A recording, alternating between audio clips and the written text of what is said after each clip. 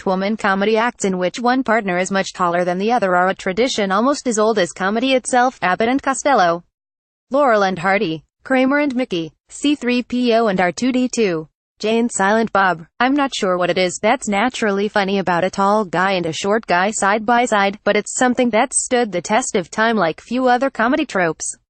Related stories: Hillary Clinton returns to Philly to talk election, her book and the way forward. Late Joel Embiid injury scratch cost Sixers a win in New Orleans. James Franco hosts SNL with L. Guest SZA on November 16th in Los Angeles. We got a look at what could be the next tall short comedy team. That night, the legend of Joel Embiid reached new heights, when the Sixers center scored a career-high 46 points in a win over the Lakers at the Staples Center. And even though the game ended at after 1 a.m. Philly time, Embiid's legend was further cemented right after it was over, when actor and Philadelphia native Kevin Hart crashed Embiid's post-game interview while chanting, "Trust the process." It was a neat moment to see the Sixers superstar embraced by a noted local favorite son, especially one with the basketball cred of Hart, a noted hoopster who's a mainstay of the NBA All-Star Weekend's annual celebrity game. But you'll notice something else about that clip. Embiid, at 7 feet 2 in, is very tall, and Hart, at 5 feet 4 in, is very short. Hart's self-deprecating jokes about his shortness have long been a prominent part of his comedy act, but next to Embiid, it's another level. In the above video, the top of Hart's head barely comes up to the numbers on Embiid's jersey. The two seem a natural comedy team for far beyond height reasons. Hart has often, in his movies, starred opposite a bigger, traditionally macho, male co-star, like Dwayne Johnson or Ice Cube.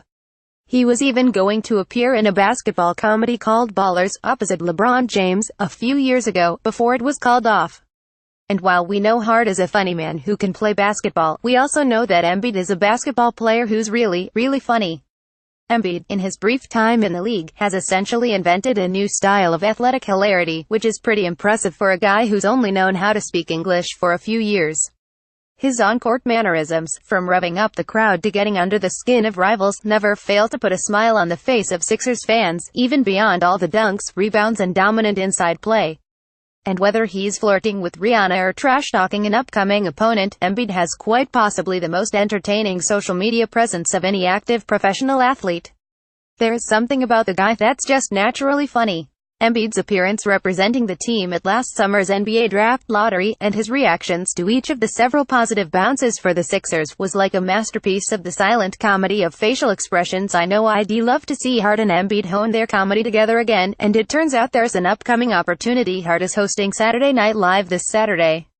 Might we see Embiid make a surprise appearance? Funny as it was to see him and Hart side by side on a basketball court, seeing them on the Studio 8H stage, or maybe the Weekend Update desk, would be even better, and I can only imagine the comedy magic that Embiid and Leslie Jones could make together. It would work logistically, too. The Sixers are off that night. They have a home game the previous night against Oklahoma City and travel to Chicago the following Tuesday, leaving Embiid plenty of time for a quick trip to New York and a reunion with his much shorter pal. Joel Embiid is a star, in more ways than one.